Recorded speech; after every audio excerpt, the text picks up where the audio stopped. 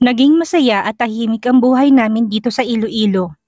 Pumasok sa thesis si Thor at ako naman ay pumapasok din sa Cassandra Licious. Masasabi ko na bumalik ulit ang buhay ko. Masaya ako dahil nagagawa ko na ulit ang mga bagay na dati kong nakasanayan gawin. Wala akong balita kay Aurora. Hindi rin ako nagtatanong sa asawa ko. Nais ko na siyang mismo magsabi sa akin ng mga nangyayari. Ngayong araw ay nandito ako sa bake shop at abala ako sa pagtuturo sa mga staff ko. May bagong product kasi kaming ilalabas. Delivery po kay Miss Cassandra, sabi ng delivery man. Wala po kong inaasahan na delivery kuya, sabi ko sa lalaki.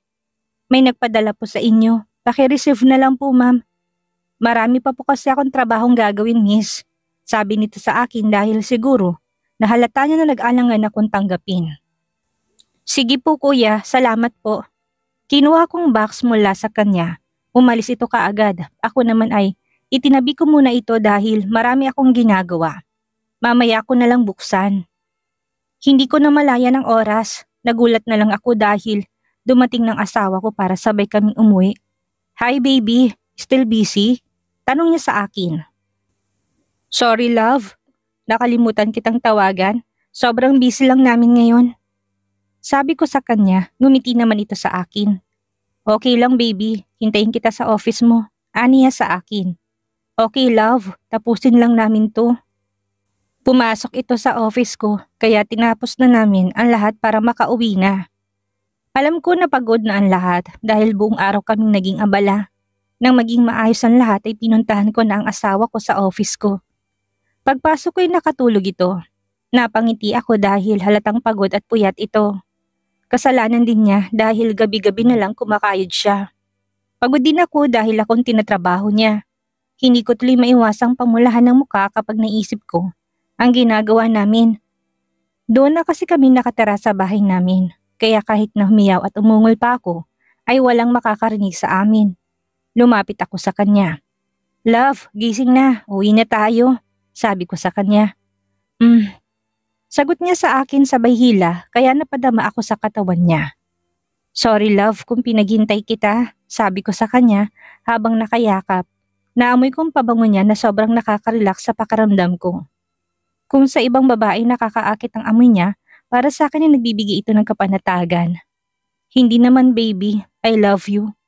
Pabulong na sabi niya sa akin. Habang naglalakbay ang kamay niya sa likod ko. Uwi na tayo love. Sigurado akong hinihintay na tayo ng mga bata. Kasi 6:00 na. Ani ko sa kanya. Dahil alam ko ng susunod na mangyayari kung hindi ko siya pipigilan. Ramdam na ramdam ko na siya sa bandang puson ko. Love, napaungol ako habang tinatawag ko siya. Love, uwi na tayo. Mabaho pa ako't amoy pawis ako. Nahihirapan pa akong sabihin sa kanya. Totoo dahil buong araw, kami nag-bake. Okay baby. Sagot nito tumigil din. Nauna akong umalis sa ibabaw niya at inayos ang mga gamit ko. Nang mapatingin ako sa kanya nahuli ko siyang nakatingin sa akin. Bakit love? Tanong ko sa kanya. Nothing baby. Kaya binilisan ko ng ginagawa ko pero nailang ako dahil alam kong nakatingin siya sa akin. Love! Tawag ko sa kanya. What baby? Wala naman akong ginagawa. Sagot niya sa akin. Nakakailang kasi ang tingin mo sa akin. Parang hinuhubaran mo ko sa isip mo. Sabi ko sa kanya. Bakit mo alam baby? Nakangising tanong niya sa akin. Thor! Sigaw ko sa kanya. Loko talaga dahil yun ba talaga ang iniisip niya? Tumawa lang ito't nang lakad palapit sa akin. Ang ganda mo kasi baby. Iniisip ko kung anong mukha mo kapag inangking kita dito sa office mo. Pabulong na sabi niya sa akin. Love, yung bibig mo. Baka may makarinig sa'yo, saway ko sa kanya. Habang sinasamaan ko siya ng tingin. Papayag ako na wala ngayon, pero next time gagawin natin dito. Sabi niya sa akin bago naglakad palabas. Ako naman ay napalabi na lang. Baby, let's go. Kapag matagal ka pa dyan, gagawin ko talagang sinabi ko, sabi niya sa akin. Nataranta naman ako't mabilis na naglakad palabas sa office ko. Ang lalaki na ito talaga. Kung ano-anong lumalabas sa bibig niya. Eto na, nagmamadali ka ba? Nataray na tanong ko sa kanya. Sa pagkakaalala ko, baby ikaw ang nagmamadali kanina. Pangaasar pa niya sa akin. Alam mo, umuwi na tayo. Ang dami mong alam. Sabi ko sa kanya at nauna na akong lumabas sa bake shop. Nakalimutan kong magpaalam sa mga staff ko. Lumapit na ako sa kotse niya at hindi ko na siya hinintay pa. Pinagbuksan ako ng pinto. Mabilis naman itong sumunod habang mingiti sa labi.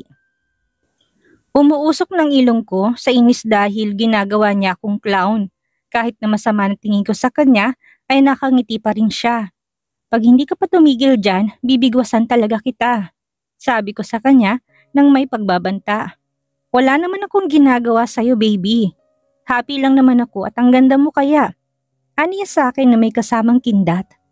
Shit, ang gwapo niya kapag ginagawa niya yun. Para tuloy akong teenager sa ginagawa niya. Pero kahit na kinikilig ako'y pinipigilan ko ipakita sa kanya. Kinikilig ka, baby? Namumula ka, aniya sa akin. Sino ako? Hindi kaya. Namumula ako sa inis ko sa'yo. Pagalit na sabi ko kahit na totoo naman ang sinasabi niya. Hindi ako pwedeng umamin dahil baka akala niya madadaan niya ako sa pakindat-kindat niya. Okay, sabi mo eh. Sabi pa niya habang pangiti-ngiti, inirapan ko siya at ibinaling sa labas ang tingin. Alam ko na masaya siya kapag inaasar niya ako. Napangiti naman ako dahil ang dating mainitin ng ulong lalaki ay nakakapagbiro na ngayon. Baby, why are you smiling? Tanong niya sa akin. Wala, sagot ko dito. Siguraduhin mo lang na hindi yan ibang lalaki dahil paparusahan talaga kita. Aniya sa akin. Ewan ko sa'yo, ang dami mong alam. Sabi ko sa kanya. Seryoso ko baby, baka isang linggo kang hindi makalakad sa gagawin ko. Seryosong sabi niya. Hindi ko na lang siya pinansin, ayaw ko na rin siyang asarin dahil baka gawin niya talagang sinasabi niya. Hindi na rin ito nagsasalita. Tahimik na lang din ito habang nagmamaneho. Hanggang sa makarating kami sa bahay na una itong lumabas, mukha yata nagpapalambing ang asawa ko. Hindi ko tuloy maiwasang maalalang ginawa ko dati noong nagtampo siya. Lumabas na rin ako at pumasok sa bahay namin. Nasa living room ang mga bata. Nakita ako ni Cindy. Ate, parang galit po si kuya kasi binati ko hindi ako pinansin, sabi nito sa akin. Hayaan mo na, may buwan ng dalaw kasi ang kuya mo. Pagbibiro ko dito, tumawa rin ito kaya natawa kaming dalawa. Natigil lang kami nang nakita namin na bumaba ito sa hagdan at dumiretso sa mga anak niya. Abat hindi malang ako tinapunan ng tingin. Mukhang balakatan niyang lambingin ko siya. Umakyat ako sa kwarto namin, naligo ako at nagpalit ng damit. Nagsuot ako ng short na maiksi at sando. Bala ko kasing pumunta sa ihawan sa kabilang kanto. Hindi naman talaga ako ganito kapag lumalabas ako, pero gusto ko lang inisin ng asawa ko dahil nagtatampu-tampuhan siya. Mabilis akong bumaba sa hagdan at dinaanan ko lang siya. Alam ko na nakuha kong atensyon niya. Nakita ko napangiti si Cindy kaya sinabi ko na wag siyang maingay. Nakuha naman niya ang ibig kong sabihin. Palabas na sana ako sa gate na bigla na lang akong buhati ng asawa ko. Mabilis niya akong ipinasok ulit sa bahay. Ano bang ginagawa mo? Ibaba mo nga ako. Tsk, ginagalit mo talaga ako. Kanina inisip mong ibang lalaki ngayon naman lalabas ka ng ganyan na suot. Tingnan ko lang kung makalabas ka pa bukas. Cindy, ikaw na munang bahala sa mga bata dahil may paparusahan lang ako. Sabi nito't mabilis na umakyat sa hagdan. Nang makapasok na kami sa kwarto, mabilis niya akong ibinaba sa kama at dinaganan. Hindi naman ako kinakabahan sa sinabi niya. Parang na-excite pa ako. Ito na naman ang kalandian ko sa katawan. Alam mo, maling hinala ka. Bakit naman ako mag-iisip ng ibang lalaki kung ikaw lang sapat na? Sabi ko sa kanya. Natigilan ito sa sinabi ko. Nakita ko na mulang buong mukha nito. Sanhi para malaman ko apektado siya. Shit, baby, sinasabi ko sa'yo. Hindi ka talaga makakalakad bukas. Aniya sa akin. Alam mo, ang dami mong sinasabi. Bakit hindi pa natin simulan para malaman natin kung totoo ang sinasabi mo? God, rinig kong sabi niya. Baka magsisi ka baby, sigurado ka na ba? Tanong niya sa akin. Sigurado ako, pero bumili muna tayo ng ihaw-ihaw doon sa kabilang kanto. Sabi ko sa kanya. Doon bang punta mo? Tanong niya sa akin. Oo, sagot ko sa kanya. Pero bakit ganyan ang suot mong damit? Huwag kang lumabas ng ganyan ang suot mo. Baka makapatay ako ng wala sa oras. Sabi niya sa akin. Grabe ka naman love, bugbog mo ng lala na kagad ng gagawin mo. Pero teka nga, umalis ka muna sa ibabok at parang makapagbihis na ako. Wala na ako mabibili kapag tumagal pa ako sa pakipaglokohan sa'yo. Sabi ko sa kanya. Hindi ba pwedeng mag-quickie tayo, baby? Love! Hindi tayo lalampas ng 5 minutes, baby. Promise 4 minutes and 59 seconds lang tayo. Tatawa pa sana ako pero hinalikan na niya ako. Nagpaubaya ako, tinugon kong bawat halik niya sa akin. Hanggang sa naging agresibo na kami pareho. Wala na siyang sinayang pa na oras. Ang akala ko iaabot kami ng 5 minuto, pero sa tingin ko'y nasa 3 minuto lang tinagal ng pagtatalik namin. Ibinagsak niyang katawan niya sa tabi ko. Thank you, baby. I love you. Bulong niya sa tenga ko. I love you too, Torky. Sagot ko sa kanya. Baby, kung gusto mo ba, makabili tayo ng barbecue, wag mo akong akitin, pakiusap. Aniya sa akin, natawa na lang ako sa kanya. Bumangon na ako at nagbihis ng damit para makaalis na kami. Naisip ko tuloy mga anak namin. Pasensya na kayo mga anak dahil nag-exercise pa mga magulang ninyo. Ani ko sa isipan ko. Ang lawak ng ngiti ng asawa ko habang palabas kami sa silid namin. Lumabas na kami at isinama namin ang 2 bata. Naiwan ng kambal dahil nakatulog ng mga to. Habang nasa daan ay masaya kami nagkakwentuhan. Naglakad lang kasi kami kaya ang ingay namin sa daan. Malapit na kami sa may nagtitinda ng barbecue. Nagbiglang napabaling atensyon ko sa box na nasa tabi ng poste. Bigla ko tuloy naalala ang box na tinabi ko kanina sa bake shop. Bukas ko na lang isisilipin ang laman. Nawala kasi sa isip ko dahil sa sobrang dami ng ginagawa namin. Masaya ang naging bonding namin sa ihawan. Hindi rin kami nagtagal doon dahil naisip namin ang kambal. Kasalukuyan kaming nasa silid namin. Ang mga batay natutulog na. Medyo malalim ng gabi. Gusto kong matawa sa asawa ko dahil halatang may binabalak na naman siya. Pinapangalandakan niya kasi ang katawan niya sa akin. Hinahayaan ko lang siya at umaarte akong hindi apektado sa ginagawa niya. Love, hindi ka ba nilalamig? Tanong ko sa kanya. Hindi baby, totoo nagiinit ako ngayon. Sagot niya sa akin. Natawa naman ako sa kanya. Nanonood kasi kami ng movie at nakahiga siya sa legs ko.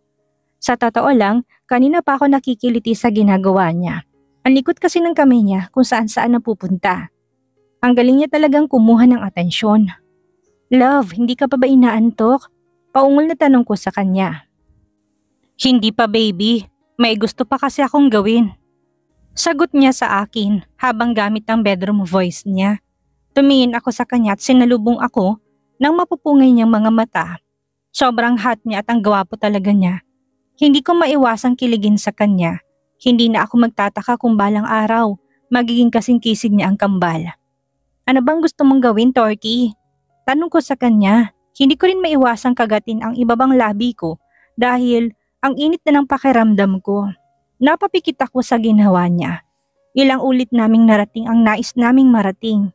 Hindi siya tumigil hanggat madaling araw. Kahit araw-araw naming ginagawa ay hindi ito napapagod. Love, ano bang iniinom mo't ang lakas mo? Tanong ko sa kanya. Wala baby, ikaw kasi ang nagbibigay sa akin ng lakas. Alam mo naman na malakas ang epekto mo sa akin. Aniya sa akin. I know, Torky, pangaasar ko sa kanya. Look baby, sabi niya sa akin sabay turo nang sumasaludo niyang kaibigan. Mabilis akong tumalikod sa kanya. Baby, antok na ako love, sabi ko sa kanya. Pagkatapos mo kong akitin ay hindi mo ko pananagutan? Aniya sa akin. Bukas kita pananagutan ulit love, sa ngayon matulog na muna tayo, sabi ko sa kanya. Okay baby, I love you. Pabulong na sabi niya sabay yakap sa akin. Ramdam kong init ng katawan niya, napangiti naman ako at humarap sa kanya para yakapin siya. I love you too love, sabi ko sa kanya. Ginampian din niya ng halikang labi ko. Nakatulog kami ng magkayakap. Kinabukasan ay kahit na inaantok at masakit ang balakang ko ay pinilit kong bumangon. Maaga akong pumasok sa bake shop, nag-iwan ako ng note sa asawa ko. Wala siyang pasok sa office kaya tulog pa siya pag alis ko. Pagkarating ko sa bake shop ay wala pa mga staff ko. Pumasok ako sa office ko pero bago ako umupo sa swivel chair ko ay nahagip na mata ko ang box na dineliver kahapon. Lumapit ako at kinuha ko to. Maliit lang ito, hindi ko alam pero bigla akong kinabahan. Nagdadalawang isip ako kung bubuksan ko ba to o hindi. Sa huli ay kinuha kong gunting at binuksan ko to. Nanlamig ako bigla nang makita kong laman ng box.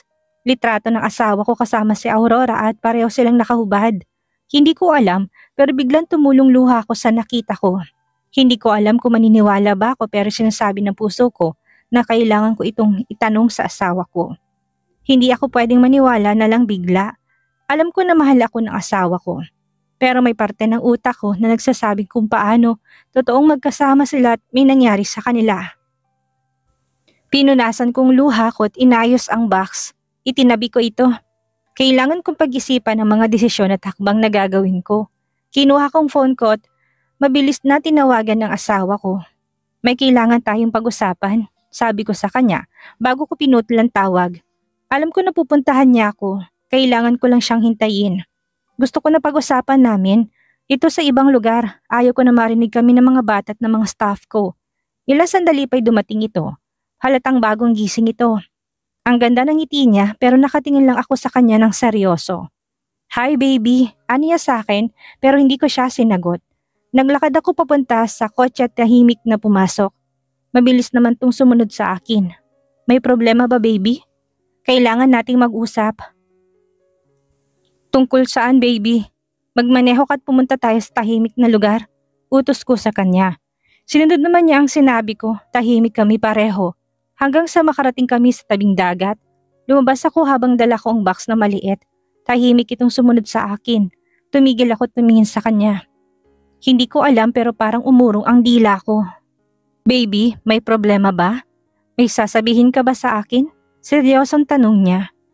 Hindi ko alam pero naiyak na ako kaagad. Nagdadalawang isip akong itanong sa kanya ang mga nasa larawan. What happened baby? Nag-aalalang tanong niya. Nilapitan niya ako at niyakap. Humagulhol ako sa dibdib niya. Baby, malumanay na tawag niya sa akin. Bumitaw ako sa kanya at binigay ko ang box. Nagtatakang tingin ang ipinukol niya sa akin. Sinimulan niyang buksan ang kahon. Nakita kong paggalaw ng panga niya. Bigla ring dumilim ang mukha niya. Alam ko na galit ito. Hindi lang galit dahil galit na galit siya. Sino nagpadala nito baby? Hindi ko alam. Kahapon pa yung dumating sa bake shop. Walang nakalagay kung kanino nang galing. Sagot ko sa kanya. That witch. Sigaw niya. Hinawakan niyang kamay ko at tumingin na diretso sa mga mata ko. Baby, maniwala ka. Hindi ko to alam. Walang namagitan sa amin. May isang beses na nalasing ako at nakatabi ko siya matulog. Pero walang nangyari sa amin. Paliwanag niya sa akin. Kailan yun? Wala sa sariling tanong ko sa kanya. Hindi ko alam baby pero noong nasa Amerika pa ako. Yun ang naalala ko. Sagot niya sa akin. Paano kung may nangyari sa inyo at hindi mo lang naaalala? Baby, anong gagawin mo kung meron? Maniwala ka sa akin baby. Walang nangyari ni hindi ito tumatayo sa iba tanging sayo lang. Aniya sa akin. Hindi ko alam kung matatawa ba ako sa sinabi niya. Pero sa tingin ko nagsasabi siya ng totoo. Kilala kong asawa ko at alam ko, ang hirap niya para lang tanggapin ko siya ulit. Hindi pa rin ako nagsasalita kaya bigla itong lumuhod sa harapan ko. Inisip niya siguro na hindi ako naniniwala sa kanya. Sa ginawa niya ay bumuhos ang luha ko. Mabilis ko siyang dinaluhan. Love, huwag mong gawin yan. Naniniwala ko sa iyo, sabi ko sa kanya habang walang tigil sa pag-agos ang luha ko. Niyakap ko siya habang umiiyak kami pareho. Natakot ako baby. Akala ko naniwala ka. Akala ko iiwan mo ko ulit. Hindi ko nais na iwan mo ko. Umiiyak na sabi niya. Alam ko love. Sorry kung nagduda ako sa'yo. Hindi ko lang talaga maiwasang masaktan din. Gusto nila tayong sirain baby. Hindi sila titigil kahit na lumayo na tayo. Siguro mas mabuting bumalik na tayo sa Maynila at harapin sila. Hindi ko napapalampasin ang ginagawa nila sa atin. Sabi niya sa akin. Mas tahimik ang buhay natin dito love. Sabi ko sa kanya. Alam ko baby pero gusto ko nang matapos to. Hindi ko na gustong may gawin pa silang iba bago natin sila harapin. Trust me, matatapos na ito ngayon. Hindi nila tayo mabubuwag. Mahal na mahal kita. Kayo ng mga anak natin ang buhay ko. Niyakap ko siya ng mahigpit. Kung yan ang desisyon mo ay susuportahan kita love. Siguro panahon na para ayusin ang lahat at mamuhay tayo ng tahimik. Sabi ko sa kanya. Masaya ako dahil walang sigawan at sakit ang nangyari sa amin. Nag-usap kami ng maayos at kung mabilis man akong maniwala, yun ay dahil mahal kong asawa ko at malaki ang tiwala na ibinibigay ko sa kanya. Nagduda man ako pero nanaigang pagmamahal ko sa kanya. Maraming nangyari sa nakaraan na sumubok sa pagmamahalan namin. Hindi ang ilang litrato ang bubuwag sa pagmamahalan at pagsasamahan namin na pilit naming binubuo at inaayos. Isa sa mga natutunan ko ay ang maging mahinahon at bigyang linaw ang lahat. Iniiwasan ko na maulit ang mga nangyari noon. Hindi sila ang mga magdidesisyon para sa amin. Sa tingin ko kulang pang ginawa ko sa Aurora na yun. Makikita mong hinahanap mo pagbalik ko. Anito ako sa isipan. Bumalik kami sa bake shop at pinagpatuloy kong trabaho ko. Umuwi rin sa bahay ang asawa ko. Bumalik kami ng Maynila. Doon mismo kami umuwi sa mansyon nila. Hindi ko alam kung anong plano ng asawa ko. Hindi namin isinama ang dalawang bata, tangi ang kambal lang. Kapag naging okay ng lahat ay susunduin niya ang dalawa. Malapit na kami at sobrang kaba na nararamdaman ko ngayon. Love, are you sure about this? Kinakabahan ako, sabi ko sa kanya. Of course, baby. Huwag ka mag-alala, 3 araw lang tayo dito. Aayusin ko lahat. Aniya sa akin. Pagdating namin ay sinalubong kami ng mami niya pero hindi niya ito pinansin. Nakita ko na nasaktan ng mami niya. Hindi ko rin nagustuhan ang ginawa niya. Ngayon ay naiisip kong binabalak niyang gawin. Alam ko na nais niyang ipakita sa mga magulang niya na wala silang magagawa laban sa kanya. Kamusta po kayo? Tanong ko sa mami niya. Baby, pumasok ka na. Kailangan magpahinga ng kambal. Sad sa akin ng asawa ko. Hindi na niya pinatapos magsalita ang mommy niya. Medyo nailang ako sa nangyari. Hindi ko alam kung magsasalita pa ba ako. Mas pinili ko ng manahimik na lang dahil hindi ko rin alam ang sasabihin ko. Tahimik akong sumunod sa asawa ko. Nang makapasok na kami sa silid namin ay nag-usap kami ni Thor tungkol sa ginawa nito kanina. Love, parang hindi ata tamang ginawa mo sa mami mo. Ani ko. Baby, hindi ko rin naman gustong gawin yun kay mom. Pero gusto ko subukan, alam mo nang mahal niya ako at hindi niya hayaang hindi kami okay. Maliman pero gusto kong iparating sa kanila na ipinaglalaban kita. Sagot niya sa akin. Inilapag ko sa kama ang kambal at lumapit ako sa kanya. Para yakapin siya, nais ko iparating sa kanya na nagpapasalamat ako. Nagstay kami sa kwarto. Nang sumapit ang gabi ay lumbas kaming 4 para mag-dinner sa labas. Masaya ang kambal. Dahil namasyal pa kami sa mall. Hinayaan sila ng daddy nila na maglaro kasamang ibang mga bata na nandoon. Nakaupo lang kami at binabantayan ng mga bata. Nakaramdam ako ng pagkaihi kaya nagpaalam ako sa asawa ko. Love, pupunta lang ako sa banyo. Paalam ko sa kanya. Okay baby, ako nang bahala sa kambal. Sagot niya sa akin. Iniwan ko sila at hinanap ko ang palikuran. Nang matapos ako'y lumabas na ako. Pero nagulat ako dahil biglang may 2 lalaking humarang sa akin. Saan ang punta mo, miss? Nakangising tanong sa akin ng isang lalaki. Anong kailangan niyo sa akin? Nagkunwari ako natatakot sa kanila. Narinig kong tumawa ang isang lalaki. Akmang hawakan niya ako kaya umatras ako. Mukhang natutuwa sila sa pag-atras ko. Takot ka na ba ngayon? Ang ganda mo pa naman. Sigurado ako na masarap ka. Sabi ng isang lalaki na mukhang adik. Medyo nainis ako pero kailangan ko magpanggap na natatakot ako sa kanila. Naalala ko tuloy noong may nakaaway ako sa bar. Napangiti tuloy ako nang wala sa oras. Gusto niyo po bang maglaro tayo? Tanong ko sa kanila. Nakita ko naman ang lawak ng ngiti nila. Sa tingin ko ibang iniisip nila. Namiss ko tuloy ang ganitong pakiramdam. Sa lahat talaga ng tao dito sa mall, ako pang pinagtripan nila. Nagtataka rin ako dahil walang pumapasok dito sa banyo. Parang may mali kasi. Huminga muna ako ng malalim bago ko itinali ang buhok ko. Hate ko pa naman ang violent, pero sila gusto nila. Kuya, padaanin niyo na ako. Hinahanap na ako ng asawa ko. Sabi ko sa kanila.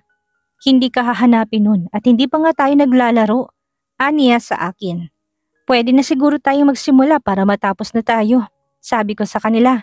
Yan ang gusto ko. Sabi nito. Habang papalapit ulit sa akin, hindi na ako umatras. Hinintay ko na lang sila. Nang mga hawakan niya ako ay mabilis kong sinipa ang kamay niya. Napahiyaw ito sa sakit. Ang sarap, lintik kang babae ka! Sigaw niya sa akin. Nang yung isang lalaki naman ang lalapit sa akin ay mabilis akong umikot at kumuha ng buwelo para sipain ito at tingin ko'y nawalan ito ng malay. Nakita kong takot sa mukha ng isang lalaki. Nagbabalak itong tumakbo ng mabilis nang akong tumapat sa kanya at hinuhuli kong kamay niya. Saan ang punta mo kuya? Tanong ko sa kanya. Uuwi na ako. Nauutal na sagot niya. Hindi ka pwedeng umuwi, may tatanong pa ako sa'yo. Sino nag-utos nito sa inyo? Tanong ko sa kanya. Hindi ko po alam miss, may lalaki lang na nag-abot sa amin ng pera at picture mo. Sabi niya sundan ka raw namin. Sagot nito sa akin. Napaisip naman ako kung sinong lalaking sinasabi niya. Wala kasi ako ibang maisip na lalaki na galit sa akin. Nagsasabi ka ba ng totoo? Tanong ko sa kanya. Oo miss, sagot niya sa akin. Ayaw ko sana siyang patulugin pero wala akong mapagpilian. Kailangan ko silang dalhin sa mga pulis. Mabilis kong tinawagan si Chief. Hello Chief, si Cassandra to. Ang dalawa kasing lalaking balak akong gawa ng masama. Pwede mo ba silang sunduin dito? Hello Cassandra, nasan ka ngayon? Tanong nito sa akin. Nandito ako ngayon sa Montemayor Super Mall, nasa second floor sa may restroom. Sabi ko sa kanya. Mabilis lang at nandito na sila kaagad. Nagulat pa sila dahil pareho ng tulog ang dalawa. Chief, huwag mo na sanang sabihin kay Thor. Ayaw ko na mag-alala siya. Sabi ko sa kanya. This is a serious matter at kailangan niyang malaman. Sabi niya sa akin. Alam ko pero sana hayaan mo na ako magsasabi sa kanya. Seryosong sabi ko. Napahilamos ito ng mukha niya. Alam ko na against siya sa desisyon ko na wag sabihin kay Thor. Okay, fine. Pero kapag naulit pa ito at hindi mo pa sinabi sa kanya, ako na mismo magsasabi sa kanya. Ngumiti ako sa kanya at tumango. Umalis na sila at ako naman ay bumalik na sa mag-ama ko. Bakit ang tagal mo baby? Tanong niya sa akin. Sumakit kasi yung tiyan ko love, pagsisinungaling ko. Sorry po papaga dahil nagsinungaling ako. Sigurado ako na -20 na naman ako sa langit nito. Okay ka na ba? Pumunta na tayo sa ospital. Sabi nito sa akin. Nais kong matawa sa kanya. Grabe naman siya kung makareact. Love, okay na ako. Bakit pa tayo pupunta sa ospital? Pero teka lang, nasan si Charles? Tanong ko sa kanya. Napalingon ito sa pwesto ng mga anak niya pero wala si Charles. Bigla akong kinabahan. Pakaramdam ko ay nawawala ang anak ko.